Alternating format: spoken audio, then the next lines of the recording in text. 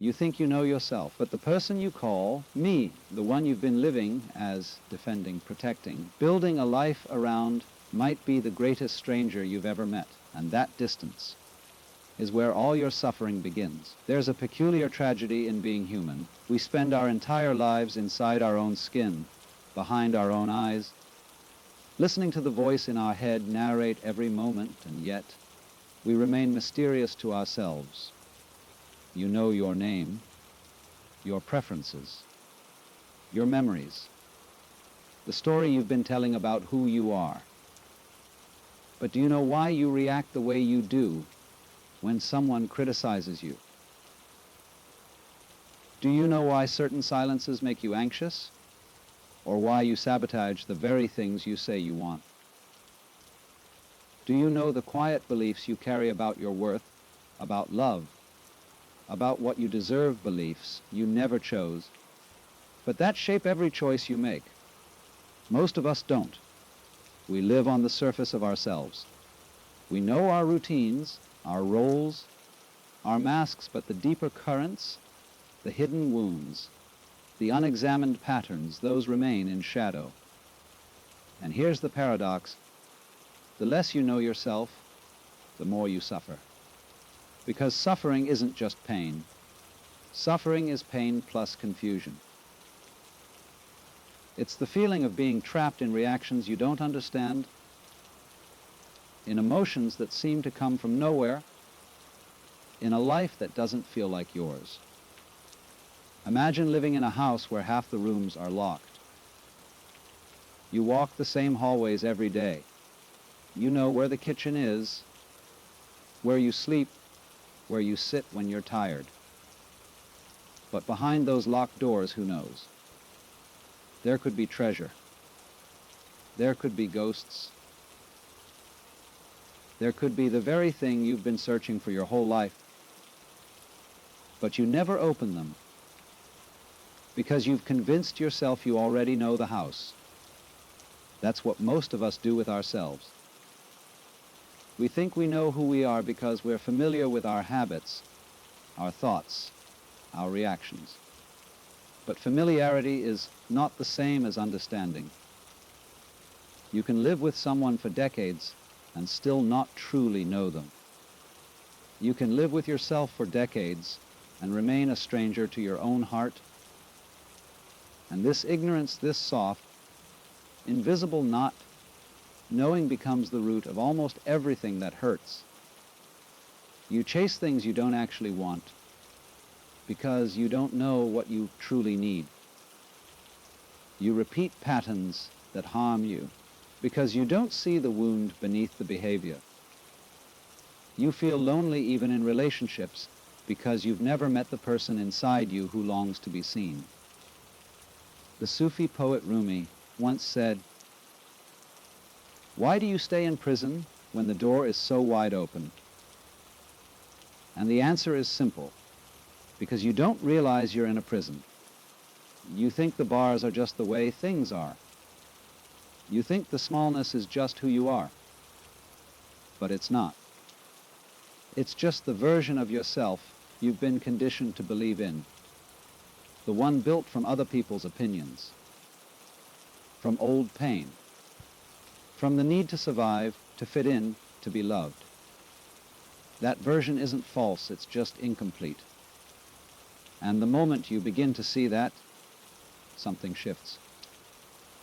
You start to realize you've been living as a character in a story you didn't write. You've been performing a role you never auditioned for.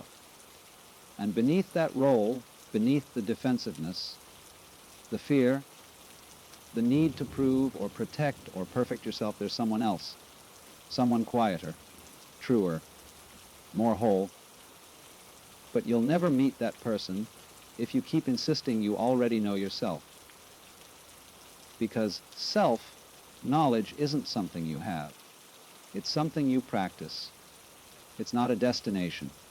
It's a conversation, an ongoing, honest, sometimes uncomfortable conversation with the parts of yourself you've been avoiding.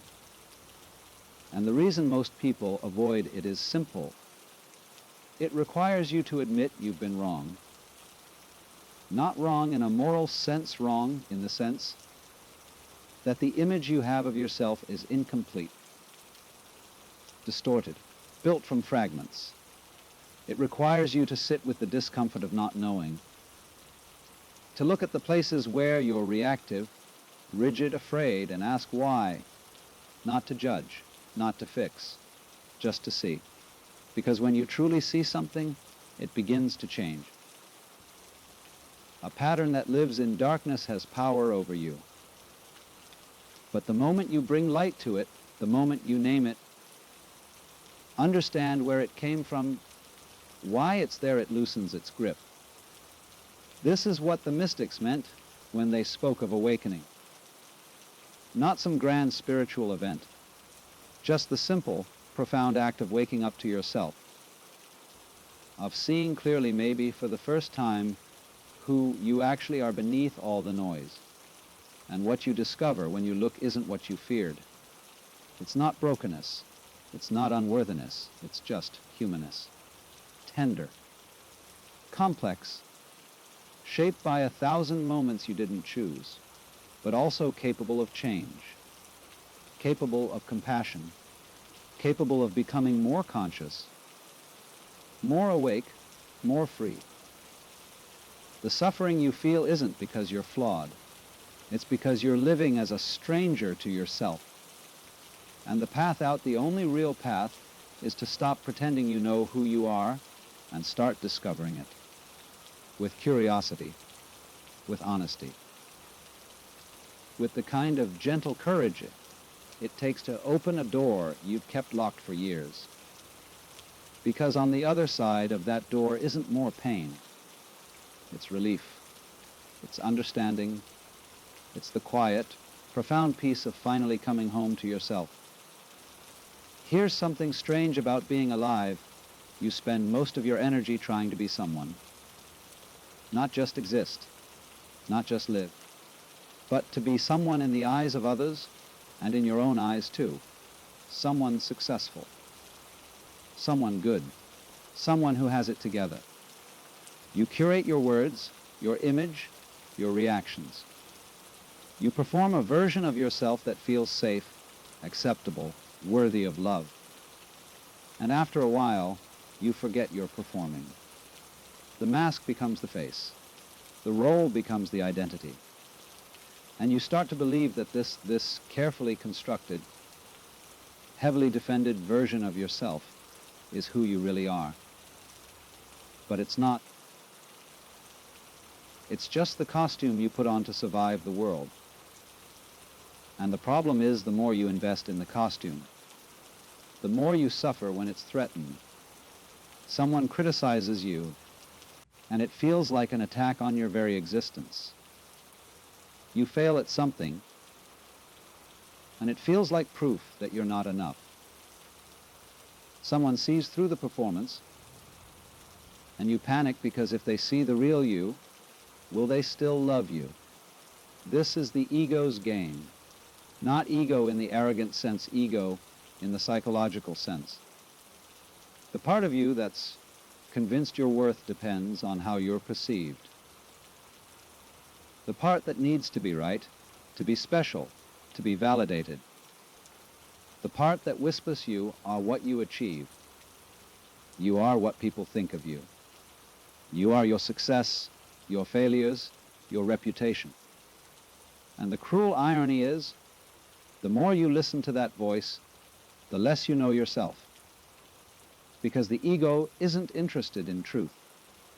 It's interested in survival. It wants you to look good, even if it means feeling hollow. It wants you to win, even if it means losing touch with what actually matters to you. It wants you to be liked, even if it means hiding the parts of yourself that are most real.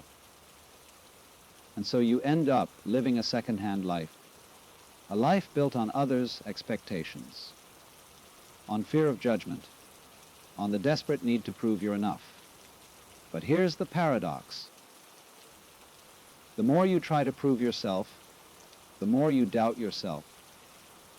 Because deep down, you know. You know the performance isn't the truth.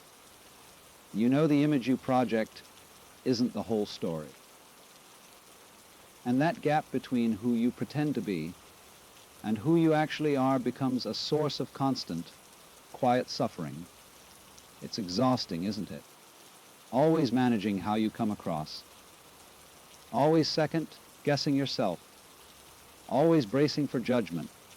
It's like walking on a tightrope, trying not to fall, trying not to be seen as less than. And the tragedy is, you think everyone else has it figured out. You think everyone else is solid, secure, self-assured. But they're not. They're on their own tightropes, wearing their own costumes, playing their own parts. And everyone is just as afraid of being exposed as you are. This is what the Zen Buddhists call the gateless gate. The barrier that keeps you from peace isn't actually there. It's just a thought, a belief, a story you've been telling yourself about who you need to be. And the moment you stop defending that story, the moment you stop trying to be someone, and just allow yourself to be, everything changes. Not because you become perfect, but because you become real. And there's a strange kind of freedom in that, in admitting you don't have it all figured out, in letting people see you not the highlight reel, but the whole, messy, uncertain, still learning you, in releasing the need to be impressive and just being present. Because the truth is, you don't need to perform to be worthy. You don't need to achieve to be valuable. You don't need to be flawless to be loved. You just need to be honest, with yourself first, and then with the world. And that honesty, that willingness to drop the costume and show up as you actually are, is where self-knowledge begins. Because you can't know yourself if you're constantly pretending. You can't understand your pain if you're always trying to look like you don't have any. You can't heal what you won't acknowledge. And so the question becomes, what would happen if you stopped performing? What would happen if you stopped trying to be the person you think you should be, and just allowed yourself to discover who you actually are? And not all at once, not perfectly. Just gradually, gently, by noticing when you're pretending, by asking yourself, whose approval am I trying to earn right now? What am I afraid will happen if I don't? By catching the moments when you edit yourself, when you hide, when you play small, and asking, what part of me am I protecting? These are the cracks in the costume. And if you're brave enough to look through them, you'll start to see something underneath. Something that doesn't need to perform. Something that doesn't need to prove. Something that's already whole, already enough, already here. Not because you've done anything to earn it, but because it's the truth of what you are beneath all the noise. And the more you touch that truth, even for a moment, the less you suffer. Because suffering comes from the gap between the mask and the face. And the moment you let the mask fall, the gap disappears. What remains is just you, imperfect human, uncertain, still learning. But finally real. There's a layer of suffering most people never name.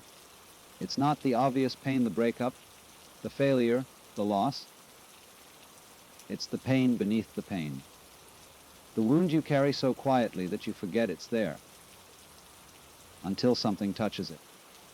Until someone says the wrong thing, or you fail at something small, or you're alone with your thoughts and suddenly it's all you can feel. That wound has a voice. It says you're too much, you're not enough, you don't belong, you're unlovable as you are. And you didn't come up with those words yourself. They were given to you by a parent who was too tired to see you, by a friend who betrayed you, by a world that made you feel like you had to earn your place in it. And somewhere along the way, you believed them, not consciously, not in a way you'd admit, but deep down, in the quiet places where your sense of self was forming. You took those messages in, and they became the lens through which you see yourself, the reason you overwork, the reason you people please, the reason you can't accept love when it's offered, or why you sabotage closeness, or why you feel like an imposter even in your own life. Because you're not just living your life. You're living in reaction to an old wound. And until you meet that wound, until you turn toward it with compassion instead of running from it, it will keep running your life. Here's what most people don't realize: the wound isn't the problem. The problem is that you've been treating it like an enemy. You've been trying to avoid it, numb it, override it with achievement or distraction or control. But a wound that's ignored doesn't heal. It just festers. It shows up as anxiety, as self-criticism, as the feeling that no matter what you do, it's never quite enough. It shows up in the way you react when someone gets too close, or when you're rejected, or when you're alone. And the more you try to outrun it, the more it shapes you. The spiritual teacher Pema Chodron says, the most fundamental aggression to ourselves is to remain ignorant by not having the courage to look at ourselves honestly. And that's the invitation here. Not to dwell in pain, not to wallow, but to look, to stop and ask yourself, what am I really afraid of? Not what you tell people you're afraid of. What you're actually afraid of beneath the surface explanations. Are you afraid of being rejected, of being seen as weak, of being alone, of being too much, of not mattering? And then, gently, where did that fear come from? Not to blame anyone, not to build a case, just to understand. Because when you understand where the wound came from, you stop thinking it's the truth about who you are. You realize this belief that I'm not enough. It's not a fact. It's an echo. A scar from a moment when I wasn't held the way I needed to be. And that scar is real. The pain is real. But it's not the whole story. You've been living as if it is. You've organized your entire life around protecting that wound, proving it wrong, or hiding it, or numbing it. But what if you didn't have to do that anymore? What if you could just sit with it, not fix it, not analyze it to death, just acknowledge, yes, I feel this, and it's okay. I wasn't seen in the way I needed to be, and that hurt. I learned to believe I wasn't enough, and I've been carrying that ever since. There's something profoundly healing about just naming the pain, not to get rid of it, but to bring it out of the shadows. Because wounds that live in darkness grow stronger, but wounds that are seen, acknowledged, held with compassion, they begin to soften. They don't disappear, but they stop controlling you. You start to notice, oh, that's the wound talking. That's the old story. And in that noticing, there's space. Space to choose a different response. Space to see that you're not defined by what hurt you. That you're not the child who wasn't seen.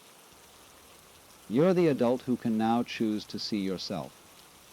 And that changes everything. Because self-knowledge isn't just about understanding your strengths, your passions, your purpose.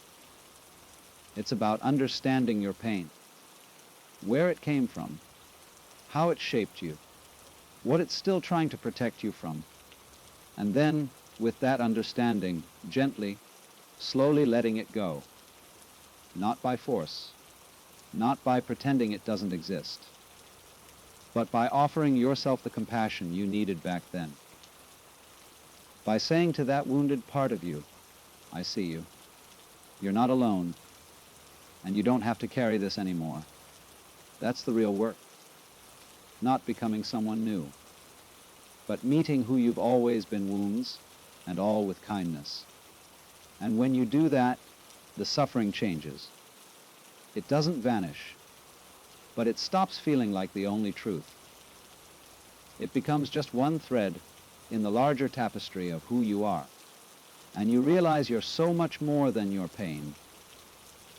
You always have been. So where does this leave you? You've seen the stranger you've been living as. You've recognized the masks, the wounds, the patterns you didn't choose but have been repeating. And now the question is, what do you do with that awareness? Here's the truth. You don't have to do anything. You don't have to fix yourself. You don't have to become someone else. You don't have to achieve some perfect state of self-knowledge where everything finally makes sense. You just have to keep looking.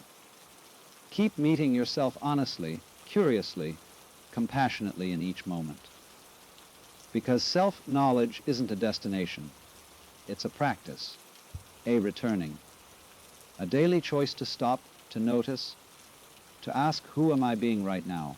Is this who I actually am, or is this a reaction, a defense, a habit? And in that simple question, there's freedom. Because the moment you see a pattern, it begins to lose its grip. The moment you recognize, oh, I'm doing that thing again, protecting, performing, hiding, you've already stepped outside of it. You've already created space between the pattern and your true self. And in that space you can choose, not perfectly, not every time, but sometimes. And sometimes is enough, because transformation doesn't happen all at once. It happens in small moments, small recognitions, small acts of honesty. It happens when you catch yourself about to say yes, when you mean no, and you pause. When you notice you're spiraling into self-criticism, and you soften. When you feel the urge to prove yourself, to impress, to perform, and you let it go. These aren't dramatic shifts. They're quiet ones. But they're the ones that matter.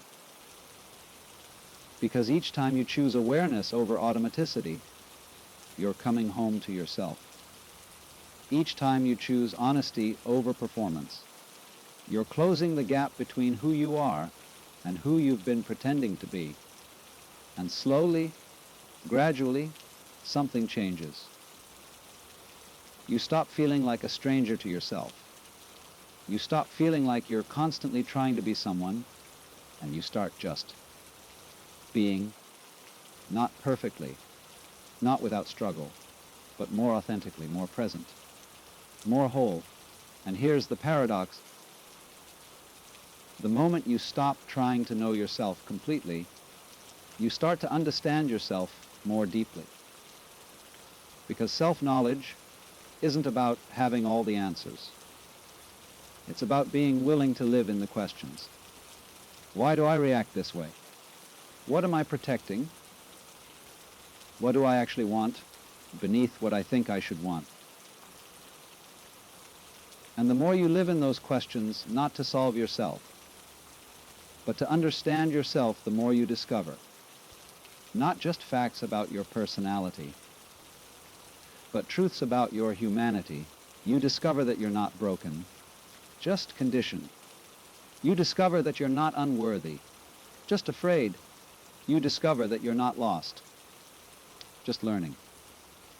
And that discovery, that gentle, ongoing, never finished discovery is where the suffering ends, not because everything becomes easy, but because you stop fighting yourself. You stop demanding that you be someone other than who you are.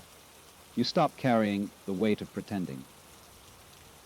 And what remains is just you, imperfect, uncertain, still learning, but finally enough, not because you've achieved something, but because you've stopped believing you need to.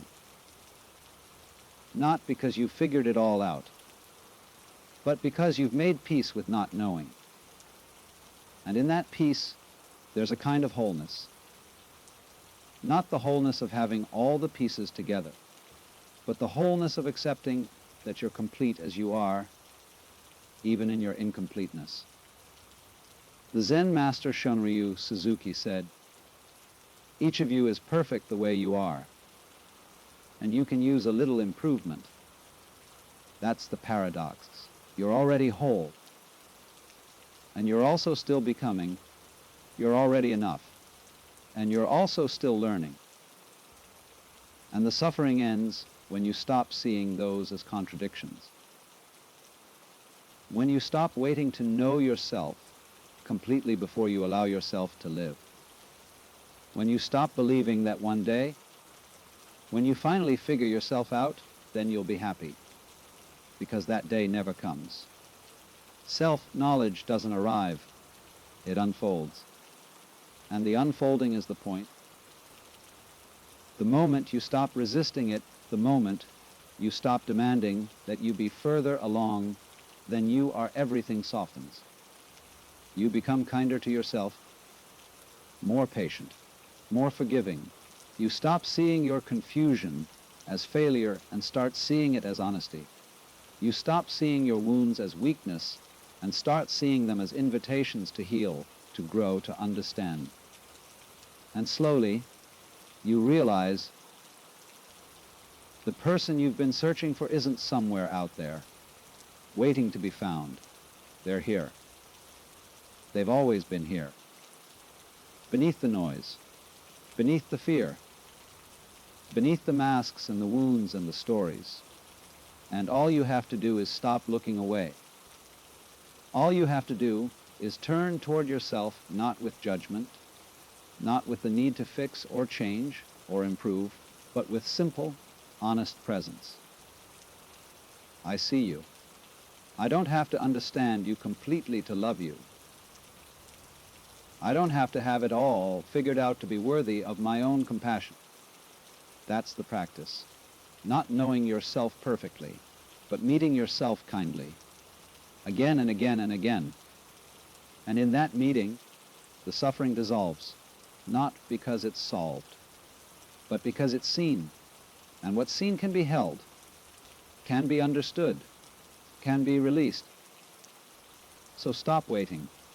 Stop waiting to know yourself completely before you start living fully. Stop waiting for the perfect moment of clarity before you offer yourself kindness. You don't need to know everything. You just need to be willing to look. And the moment you start looking, really looking, with courage and compassion, you'll discover something extraordinary. You'll discover that the person you've been searching for your whole life has been waiting all this time for you to come home. And that homecoming, quiet, unspectacular, but infinitely profound, is where all the suffering ends. Not in some distant future, but right here, right now, in the simple, sacred act of finally meeting yourself.